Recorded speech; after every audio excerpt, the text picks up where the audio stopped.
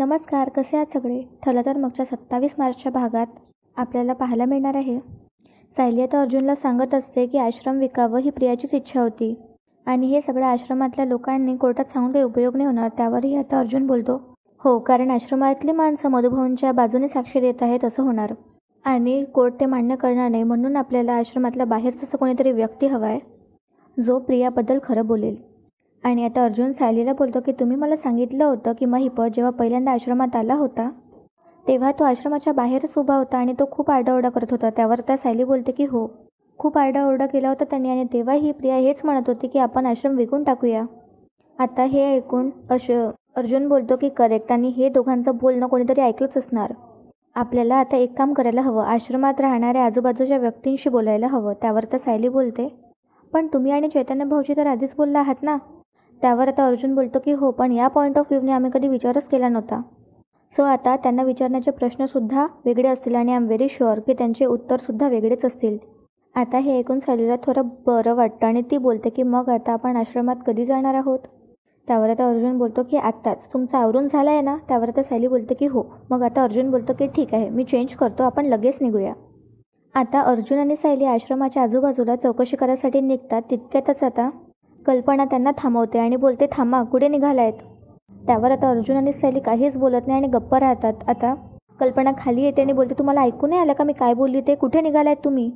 अर्जुन आता कल्पनाला बोलतो, माझं थोडंसं काम आहे बाहेर, सो मी त्या कामाने चाललो आहे. हे ऐकून आता कल्पना अर्जुनवर ओरडते आणि बोलते, तुझी जे काही कामं आहेत ना ते तू कर. आणि ती सायलीकडे बघून बोलते की पण हिच्या जबाबदाऱ्या झटकून बाहेर जाण्याची काहीही गरज नाही आहे. आता त्यावर सायली बोलते की आई, अहो, मी यांचा नाश्ता आधीच बनवला आहे आणि स्वयंपाकघराचा ताबा मला परत मिळेपर्यंत आम्ही लगेच जाऊन येऊ. हे ऐकून आता कल्पना सायलीला बोलते की म्हणजे तू फक्त तुमच्या दोघांपुरतंच कामं करणार आहे का? हे ऐकून आता अर्जुनला जरा धक्काच बसतो. पुढे आता कल्पना बोलते, आणि तुझा नवरा मला सतत ऐकवणार की तू या घरची मोठी सून कशी असते. त्यावर आता अर्जुन कल्पनाला बोलतो, एक मिनिट मम्मा, मिसेस सायलीने तू दिलेल्या ऑर्डर्सच फॉलो करते आहे ना, मग तुला काय प्रॉब्लेम आहे? त्यावर आता कल्पना बोलते, प्रॉब्लेम हा आहे की तुझी जी बायको आहे ना ही आळशीपणा करण्याची संधी शोधते आहे, पण मी ते होऊ देणार नाही आहे. हे ऐकून आता अर्जुन आणि सायलीला आश्चर्यच वाटतं. पुढे आता कल्पना सायलीला बोलते, आणि तुला जर काही ते राहायचं असेल ना तर तुला या घरच्या सगळ्या जबाबदाऱ्या उचलायलाच हव्या. आता सायली त्यावर बोलते, म्हणजे बागकाम, सगळ्यांच्या औषधाच्या वेळा पाळणं, सगळ्यांसाठी स्वयंपाक करणं, नाश्ता करणं, ही कामं. त्यावर आता कल्पना बोलते, हो. त्यावर आता कल्पना बोलते की हो, सगळी कामं तुला करायचीच आणि 24 तास बाहेर भरकटण्याची काहीही गरज नाही आहे. त्यावर आता सायली बोलते, सगळी कामं पूर्वीसारखीच. त्यावर आता कल्पना बोलते की हो. आता हे ऐकून सायलीला खूपच आनंद होतो, पण आता प्रियाला वाटतं की तिने सायलीची वाट लावली आणि आता ती मनात बोलते की आता ओझ्याचं गाढव बनून राहा आणि आता केसबीस सगळं विसर. पण आता सायलीला खूपच आनंद झाला असतो आणि ती आनंदाच्या भरात आता कल्पनाला मिठीच मारते आणि आई थँक्यू असं बोलते. कल्पना आता तिला बाजूला सरकवते आणि सायली आता कल्पनाला बोलते, मी या सगळ्या गोष्टी आनंदाने करेल आई. आता कल्पना आणि तन्वी दोघींचाही चेहरा पडतो. आता अर्जुनच्या लक्षात येतं आणि तो सायलीला बोलतो, मिसेस सायली, ही जादूची कांडी का फिरल्या माहीत आहे का तुम्हाला? कारण रात्री ना मम्माच्या स्वप्नात या तन्वीने केलेला उपमा आला असेल आणि ती रात्री दचकून उठली असेल उपमा असं म्हणूनच आज मम्माने असा निर्णय घेतला की घरातली सगळी कामं मोठी सून करेल आणि धाकट्या सुनेला मी पापडसुद्धा फ्राय करू देणार नाही. हे ऐकून आता सायली गळ्यातल्या गळ्यात हसू लागते. पुढे आता अर्जुन बोलतो की निदान सगळ्यांना पोट भरून जेवता तरी येईल. त्यावर आता प्रिया ओरडते आणि बोलते, आई. त्यावर आता कल्पना अर्जुनला बोलते, गप्प बस अर्जुन, तन्वीचा यामध्ये काहीच संबंध नाही आहे. तुझी बायको या घरच्या अजिबातच काही नियम पाळत नाही आहे, म्हणून मी हा निर्णय घेतला आहे. नुसतं ही बाहेर भटकत असते आणि म्हणूनच मी हिच्यावरती ह्या जबाबदाऱ्या टाकल्या आहेत. त्यावर आता सायली बोलते, आई, मी ह्या सगळ्या जबाबदाऱ्या आनंदाने पार पाडेल. आणि आता सायली प्रियाला बोलते, प्रिया, तुला पण खूप थँक्यू. त्यावर आता प्रिया बोलते, मला कशाला? त्यावर आता सायली बोलते, नाही, कसं आहे ना, ही सगळी कामं पुन्हा मला करायची ही आयडिया आईची नसणारच, आईच्या डोक्यात हे आलंच नसणार आहे. तुझं डोकं कसं चालतं हे मला तुझ्याहीपेक्षा चांगलंच माहिती आहे. मी तुला पूर्वीपासून ओळखते, पण तुझी खेळी इतकी उलटी चालली आहे ना की आज त्याचा मलाच फायदा झाला आहे, म्हणून थँक्यू. हे ऐकून आता अर्जुनसुद्धा हसू लागतो. पुढे आता सायली प्रियाला बोलते की आता पूर्ण आजी किती गोड खातात त्यावर मला ताबा ठेवता येईल. बाबा जास्त मीठ तर खात नाही आहेत ना हे मला बघता येईल आणि आता आईचं कपाटसुद्धा मला आवरता येईल. थँक्यू प्रिया.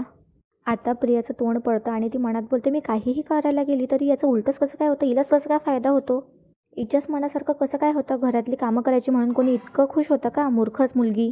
सायली आता कल्पना बोलते, मी पटकन स्वयंपाकाला लागते. त्यावर आता अर्जुन सायलीला थांबवतो आणि बोलतो, मग करा तुम्ही ही कामं. पण आता आपल्याला बाहेर जायचं हे तुम्ही विसरलात का? त्यावर आता सायली बोलते, विसरली नाही आहे. पण त्यावर आता अर्जुन बोलतो, पण बिन काही नाही. आणि तो आता कल्पनाला बोलतो की मम्मा, माझी बायको आल्यावरती घरातली सगळी कामं करणार. तुझं सगळं ऐकेल, पण आम्ही परत आल्यानंतर आम्हाला एक खूप इम्पॉर्टंट काम आहे. त्यासाठी आम्हाला बाहेर जायचं आहे. आता प्रिया मनात बोलते की इतकं कसलं इम्पॉर्टंट काम, नक्की हे केसबद्दलच असणार आहे. सायली आता अर्जुनकडे बघत राहते. त्यावर आता अर्जुन बोलतो, तोंड काय बघताय, चला लवकर. पण आता सायलीची इच्छा काही होत नाही आणि तिला सगळ्यांसाठी स्वयंपाक बनवायचा असतो. त्यामुळे आता ती अर्जुनला बोलते, मी काय म्हणते आहे, आपण आता लगेच निघण्याऐवजी. त्यावर आता अर्जुन बोलतो, हां मला तुमचं काहीच ऐकून घ्यायचं नाही, चला चला. त्यावर आता सायली अर्जुनला बोलते, थांबा, आईंनी मला खूप मोठा मान दिला आहे, तो असा बाजूला सोडून मी नाही येऊ शकत. त्यावर आता कल्पना बोलते, इतकं बोलण्याऐवजी ना तू कामाला लाग. आणि आता कल्पना अर्जुनकडे बघत बोलते, खरं तर मला तन्वीच्या हातचंच खायला आवडेल, पण आता मी हिला असं भरकटायला मोकळं नाही सोडणार.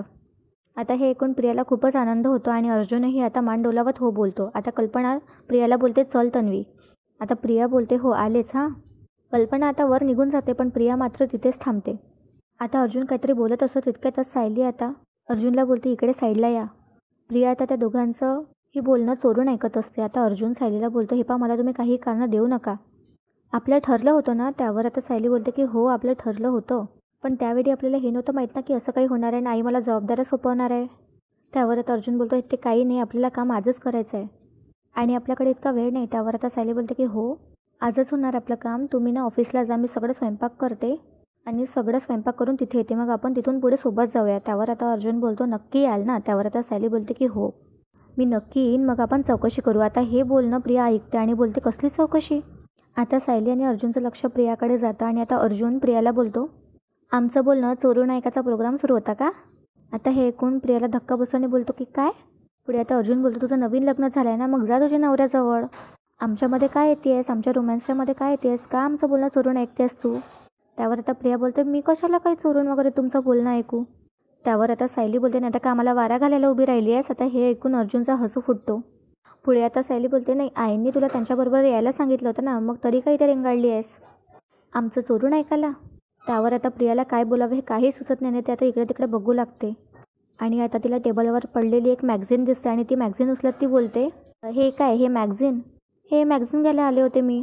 आणि आता प्रिया मॅगझिनकडे असं बघू लागते. तितक्यातच आता सायली प्रियाला बोलते, अरे देवा, तुला वाचनाची किती आवड आहे हे तर मी विसरलेच होते. हे ऐकून आता अर्जुन आणखीच हसू लागतो, पण आता प्रियाला खूप राग आलेला असते. ती बोलते, मला आजकाल ना वाचायला आवडतं, सो तू उगाच टोमणे नको मारू मला, कळलं ना. आता अर्जुन सायलीला बोलतो की तुमचं चालू द्या, मी जातो ऑफिसला. त्यावर आता सायली हो बोलते. पुढे आता अर्जुन बोलतो, नक्की ना. त्यावर आता सायलीसुद्धा डोळे मिटकून हो बोलते आणि आता अर्जुन असा प्रियाकडे रागातच बघत तिथून निघून जातो. आता सायली प्रियाजवळ येते आणि बोलते, घरातल्या सुनांना असं मासिक वाचणं किंवा असं लुडबुड करत पळणं असं करता येत नाही प्रिया, चल मला भाजी चिरून दे, मी फोडणीला टाकते, चल आपण दोघी मिळून स्वयंपाक करूया. त्यावर आता प्रिया बोलते, कशाला गं, मी कशाला तुला मदत करू. त्यावर आता सायली बोलते, कशाला म्हणजे, अगं तू इथे आल्यापासून तेच तर नाटक करते आहेस ना की तू कशी या घरची आदर्श सून आहेस, मग आता ते नाटक तरी नीट कर. त्यावर आता प्रिया बोलते, मी काही नाटक वगैरे करत नाही आहे. आणि काय गं, तुला असं का वाटते की तू या घरासाठी फक्त तूच कष्ट करतेस. त्यावर आता सायली बोलते की मी असं म्हणतच नाही आहे, म्हणून तर तुला म्हणते आहे की चल माझी मदत कर, आणि शेवटी मोठ्या जावेला धाकटी जाऊस तर मदत करेल ना, चल चल चल लगेच चल. असं म्हणत आता सायली प्रियाचा हात धरते आणि किचनमध्ये घेऊन जाते. इकडे आता रविराजला सगळं सत्य कळतं आणि तो तिघांनाही बोलतो, तुम्हाला वेळ लागलाय का, तुम्हाला कळतंय तरी का, तुम्ही काय बोलताय ते. त्यावर आता सुमन बोलते, आपल्या तन्वीने अश्विन सुभेदारशी लग्न केलं. आणि आता रविराज सुमनला बोलतो आणि तिच्याबरोबरच प्रतिमा आणि नागराजला बोलतो की आणि तुम्ही लग्नाला परवानगी दिली, तेही माझ्या मनाविरुद्ध. अरे काय थट्टा लावली आहे का तुम्ही, तन्वीने अश्विनशी लग्न करावं हा विषय मुळात येतोच कुठून. त्यावर आता नागराज बोलतो, दादा त्या प्रियाच्या मनात आलं, तिने डायरेक्ट तसं केलं आणि अश्विनशी लग्न केलं आणि आम्हाला काही माहीतसुद्धा नव्हतं, तर आम्ही काय करणार दादा यात. त्यावर आता रविराज बोलतो की म्हणजे तुम्ही त्या लग्नाला हजरसुद्धा नव्हता.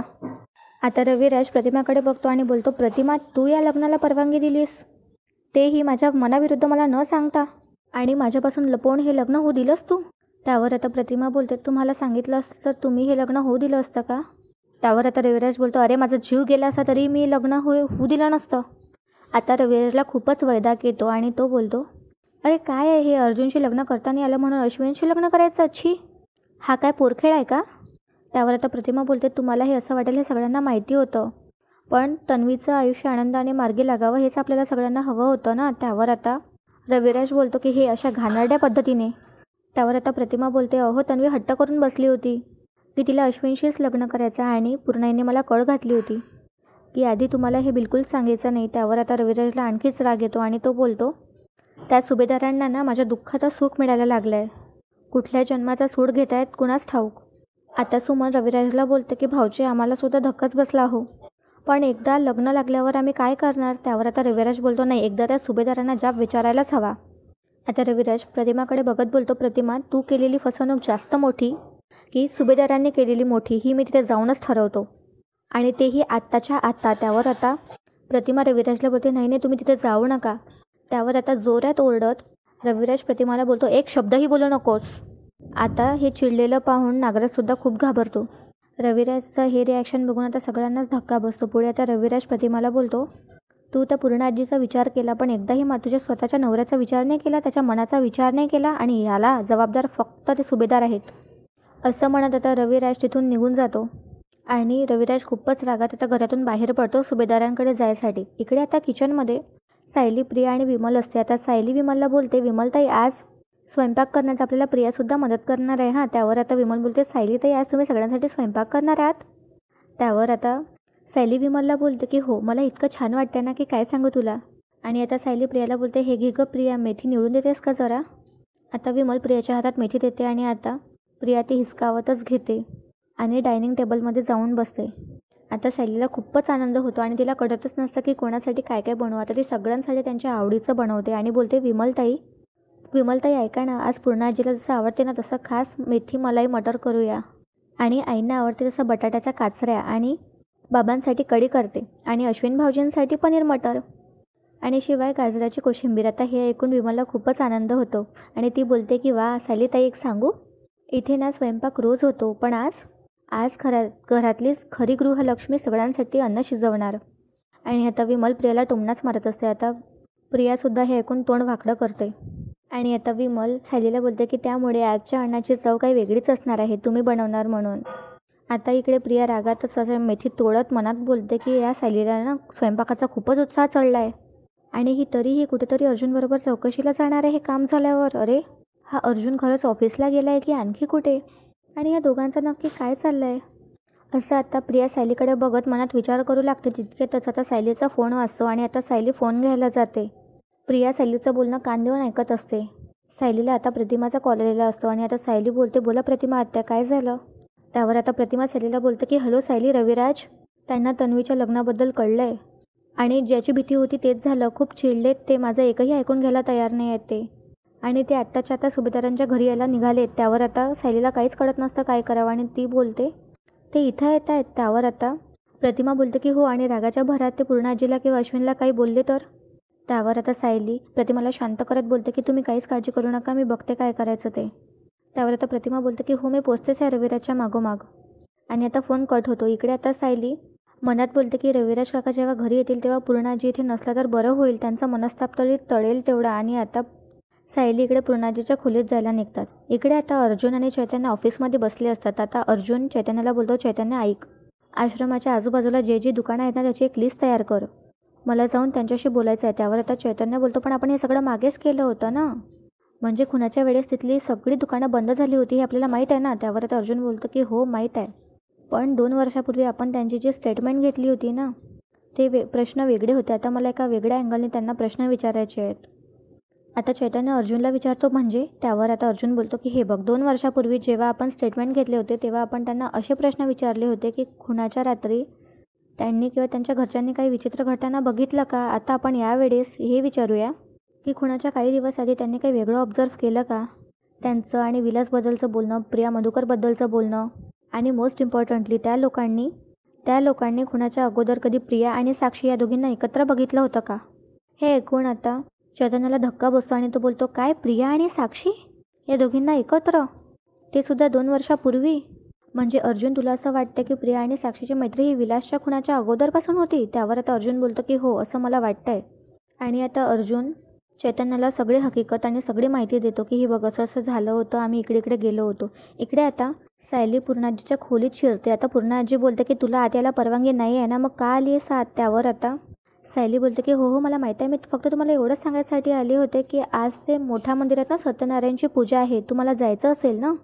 आता सायली हे मुद्दामच पूर्णाजीला घराच्या बाहेर काढायसाठी बोलत असते, म्हणजेच रविराज आल्यावर पूर्णाजी तिथे नसणार आणि वाट टळणार.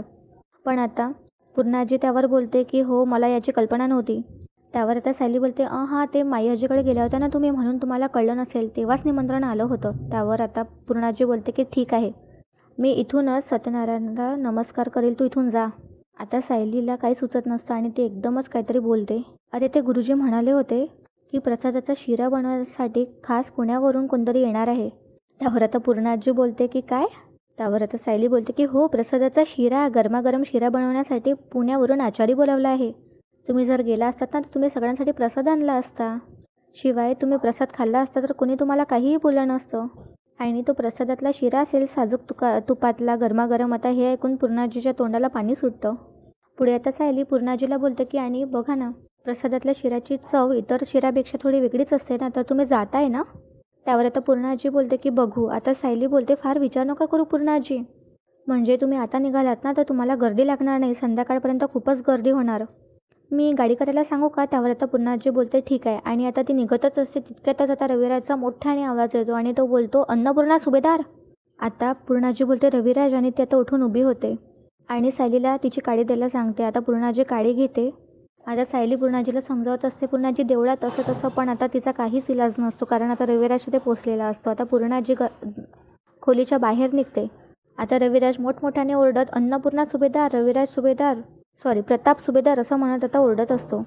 आणि पुढे तो बोलतो की माझ्या मुलीच्या आयुष्याशी खेळ करून कुठे लपून बसला आहेत सगळे, बाहेर या.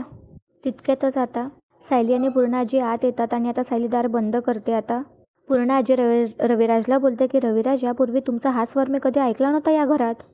तितक्यातच आता कल्पनासुद्धा खाली येते. आता रविराज बोलतो की पण आज जे घडलं आहे ना ते यापूर्वी कधीही घडलं नव्हतं. गेली 2 वर्ष माझ्या मुलीच्या आयुष्याशी खेळताय तुम्ही लोक. त्यांनी तुमचं समाधान झालं नाही म्हणून तुम्ही तिचं लग्न अश्विनशी करावलं. अहो तुम्हाला या गोष्टीचं गांभीर्य तरी कळतंय का? त्यावर आता कल्पना बोलते तुमचा राग आम्हाला अपेक्षित होताच रविराज भाऊजी, पण प्लीज तुम्ही शांत व्हा. त्यावर आता रविराज कल्पनाला शांत करत बोलतो वहिनी तुम्ही काहीच बोलू नका, कृपया मला तुमच्यावर आवाज वाढवायला लावू नका. मी इथे फक्त अन्नपूर्णा सुभेदार आणि अश्विन सुभेदाराशी बोलायला आलो आहे. खरं तर अश्विन सुभेदाराशी. हे ऐकून आता सगळ्यांना धक्का बसतो आणि आता पूर्णाजी रविराजला बोलते रविराज तुम्ही जे काही बोलाल ना ते मला बोला, मी ऐकून घ्यायला तयार आहे. तितक्यातच आता प्रिया येते आणि आपली नाटकं सुरुवात करते. आपली नाटकं करायची सुरुवात करताच आता ती पूर्णाजीच्या समोर येऊन आडवी होते आणि बोलते नाही नाही बाबा यांना काहीच बोलू नका तुम्ही. हे बघा तुम्हाला जे काही बोलायचं ना ते तुम्ही फक्त मला बोला. प्लीज तुम्ही पूर्णाजीला काहीही बोलू नका बाबा, या घरातल्या कोणाचाही काही दोष नाही आहे यात. त्यावर आता रविराज बोलतो तन्वी बाळा तू हट्टाने हे लग्न केलंस हे मला कळलं आहे. तितक्यातच आता तिथे प्रतिमासुद्धा येते आणि आता सगळ्यांकडे बोट दाखवत रविराज बोलतो तू या सगळ्यांच्या नादापायी तू तुझ्या स्वतःच्या बापाला विसरली. त्यावर आता प्रिया रविराजला समजावत बोलते की बाबा असं काही नाही आहे, अश्विनशी लग्न करण्याचा निर्णय हा सर्वस्वी माझा होता. माझ्या सासरच्या माणसांनी यात फक्त माझी साथ दिली. तितक्यातच आता तिथे अश्विनसुद्धा येतो आणि रविराजच्या मागे येऊन उभा राहतो. आता पुढे रविराज प्रियाला बोलतो लग्नासारख्या विषयात आपल्या बापाला विश्वासात घ्यावं हे सुद्धा वाटलं नाही का तुला? तुझ्यासाठी मी इतका प्रकार झालो. त्यावर आता प्रिया बोलते नाही हो बाबा, पण अर्जुनने जे काही केलं त्यानंतर तुम्ही सुभेदारांशी सगळे संबंध तोडून टाकले होते. मग मी तुम्हाला कसं सांगू? तुम्ही हे सुद्धा म्हणालात की मरेपर्यंत मी त्यांचं तोंडसुद्धा बघणार नाही. मग मी आता अश्विनशी लग्न करता याला तुम्ही कशी परवानगी दिली असती? मी कुठल्या तोंडाने तुम्ही सांगणार होते तुम्हाला मी? त्यावर आता रविराज बोलतो अगं अश्विनशी लग्न करावं असं तुला वाटलं तरी कसं? त्यावर आता रविराज स्वतःला शांत करतो आणि बोलतो की हां तुझंही मन कुठे थरावर होतं म्हणा. तू एकटी पडली होतीस तेव्हा अश्विननेच तुझा गैरफायदा घेतला असणार आहे. आता पोरीच्या आंधळ्या प्रेमाच्या पोटी रागाच्या भरात रविराज काही पण बोलत असतो. तितक्यातच आता प्रिया बोलते नाही बाबा अश्विनने. आणि तितक्यातच आता रविराजचं लक्ष अश्विनकडे जातं आणि तो मागे वळतो आणि अश्विनकडे चालत येत त्याची आता कॉलर पकडतो. हे बघून आता अश्विन खूपच घाबरतो. आता तिथे सायली आणि प्रतिमा लगेच आता रविराजला थांबवायसाठी निघतात आणि त्याला अडवतात. आता रविराज अश्विनच्या डोळ्यात डोळे घालून रागातच बोलतो माझ्या मुलीशी लग्न करायची तुझी हिंमत कशी झाली? प्रतिमा आता सारखी गयावया करत असते हो सोडा त्याला. आणि आता सायलीसुद्धा इकडे त्याच्यासाठीच प्रयत्न करत असते आणि ती बोलते हो रविराज काका हा तुमचा स्वभाव नाही आहे, तुम्ही रागाच्या भरात काहीतरी करून बसू नका, सोडा त्यांना. आता रविराज अश्विनला सोडतो, अश्विनची कॉलर सोडतो आणि इकडे आता अश्विन रविराजला घाबरतच बोलतो, काका काका तू थोडा शांत हो. हे बघ, या लग्नाबद्दल मी तुला सांगितलं नाही, त्यामुळे मला खरंच माफ कर. त्यावर आता रविराजला आणखीच राग येतो आणि तो बोलतो, अरे तुला लाज कशी वाटत नाही माफी मागताना. रविराज आता पूर्णाजीजवळ जातो आणि बोलतो, पूर्णा, या घरात तुम्ही वयाने आणि मानाने सगळ्यात मोठ्या, मग तुम्ही हे कसं होऊ दिलं. तुम्ही तर मला जावई मानता ना, तरी पण तुम्ही माझी फसवणूक केली. अहो, कुठे गेली तुमची तत्त्व, कुठे गेला तुमचा खरेपणा. आता पूर्णाजी दबक्या आवाजात बोलते की माझा नाईलाज झाला, मुलांच्या सुखासाठी मला हे सगळं करावं लागलं. त्यावर आता रविराज बोलतो, मुलांचं सुख. तन्वी गेले काही दिवस काय मानसिक अवस्थेतून जाते ना, हे फक्त आपल्या सगळ्यांनाच माहिती आहे. रविराज पूर्णाजीला बोलतो की अहो, तिच्या मनात नाकारला गेल्याची भावना आहे, तिला तिचं स्वतःचं नाही कळत. आणि अशा वेळेस कुणाचा हात आधार म्हणून आला पुढे तर तिने पकडला. आता पुढे रविराज बोलतो, पण तुम्ही सगळं तर भानावर होता ना. त्यावर आता प्रिया बोलते, बाबा पण आमच्या लग्नाला आईने परवानगी दिली होती. आता सायली समोर येते आणि रविराजला शांत करत बोलते, रविराज काका तुमचा राग मान्य आहे आम्हाला. आपल्या मुलीचं कन्यादान करता यावं हे प्रत्येक मुलीचं एक स्वप्नच असतं आणि तुम्ही तर तुमची मुलगी सापडण्यासाठी 20 वर्ष वाट बघितली आणि म्हणूनच हा राग करणं मान्य आहे मला. पण काका आता जे होऊन गेलं ते गेलं ना. या प्रियाचं लग्नसुद्धा झालं आहे आता मग हे लग्न मान्य करण्यात काय हरकत आहे. आणि अश्विन भाऊजी सारखा दुसरा कोणता चांगला नवरा प्रियाला मिळाला नसता हे तुम्ही मान्य का करत नाही. आता प्रतिमा सायलीजवळ येते आणि बोलते, मी सुद्धा परवानगी देताना अगदी हाच विचार केला. त्यावर आता रविराज चिडतच बोलतो की जे लग्न माझ्यासमोर झालेलं नाही ते मी मान्यच करणार नाही. त्यावर आता कल्पना रविराजला बोलते की असं म्हणून कसं चालेल, आता आपण व्याही झालो आहोत. त्यावर आता रविराज बोलतो, नको ती नाती माझ्या गळ्यामध्ये अडकवू नका वहिनी. आता अश्विन रविराजसमोर येतो आणि हात जोडतो आणि बोलतो, मी हात जोडतो, पाया पडतो, झालं गेलं सगळं विसर काका आणि मला मोठ्या मनाने आशीर्वाद दे. त्यावर आता रविराज अश्विनला बोलतो की विश्वासघाताच्या गोष्टी तू केल्यास, आता आशीर्वादाच्या गोष्टी करू नकोस. जाऊ दे, तूही त्याचा परकाच म्हणा, जिथं माझ्या मुलीने आणि माझ्या बायकोने मला खोटं ठरवलं. तुला तरी काय बोलणार मी, जाऊ दे. याचा आता प्रतिमाला खूपच मनस्ताप होतो आणि आता ती रडू लागते. तितक्यातच आता पूर्णाजी रविराजला बोलते की रविराज, तुम्हाला देण्यासाठी आमच्याकडे काहीही उत्तर नाही. हे लग्न असं व्हायला नको हे आम्हालाही कळतं आहे, पण आम्ही जितकं थांबलो असतो ना तितकं आणखी कठीण होत गेलं असतं. त्यावर आता रविराज बोलतो की मी या लग्नाला परवानगी देणार नाही हे तुम्हाला माहीत होतं, म्हणून तुम्ही मुद्दाम हे सगळं माझ्यासोबत खेळ खेळलात आणि घाईघाईने चोरून हे लग्न उरकून टाकलं, हे तुम्ही कबूल करा पूर्णाई. आता सायली रविराजला समजावत बोलते की मी तुम्हाला खात्री देते की तुमची मुलगी खूपच चांगल्या घरात पडली आहे आणि इथली माणसंसुद्धा खूप निराळी आहेत. तिला खूप प्रेम देईल प्रियाला आणि ती या घरात सून नाही तर मुलगी म्हणून राहील. तितक्याच आता कल्पना बोलते, भाऊजींना हे सगळं माहिती आहे. आता इकडे पूर्णाजी रविराजची समजूत घालत बोलते, तन्वी या घरात सून म्हणून यावी ही माझी लहानपणापासूनची इच्छा आहे, खूप पूर्वीपासूनची इच्छा, अगदी तन्वी लहान होती तेव्हापासूनची. आणि आता ते स्वप्न पूर्ण झालं गेलं विसरा रविराज. आणि आता आपलं नातं आणखी घट्ट होऊ द्या. त्यावर आता रविराज आणखी चिडतो आणि बोलतो, आपल्यात कुठलं नातं उरलं होतं पूर्णाजी, कुठलं आपलं नातं. आतापर्यंत मी फक्त संबंध तोडण्यावर खंबीर होतो, पण आता मी काय पाऊल उचलेल हे माझंच मला माहीत नाही. हे माझी धमकी नका समजू, तर माझा शब्द समजा. हे लग्न सुभेदारांना खूप महागात पडणार आहे. असं म्हणत आता रविराज तिथून रागातच निघून जातो. सायली आता त्यांना बाहेर समजवायला निघते. आता प्रिया बोलते की बाबा प्लीज समजा ना, ऐका ना माझं. त्यावर आता रविराज बोलतो, तू माझी मुलगी नाही, आता मी मेलो तुझ्यासाठी, आजपासून मेला तुझा बाप. असं म्हणत रविराज तिथून निघून जातो आणि सायली त्यांना थांबवायला जाते, पण रविराज आणि प्रतिमा आता कारमध्ये बसून निघून जातात. आजचा भाग इथेच संपतो. व्हिडिओ आवडला असेल तर चॅनलला सबस्क्राईब करा आणि व्हिडिओला नक्की लाईक करा. धन्यवाद.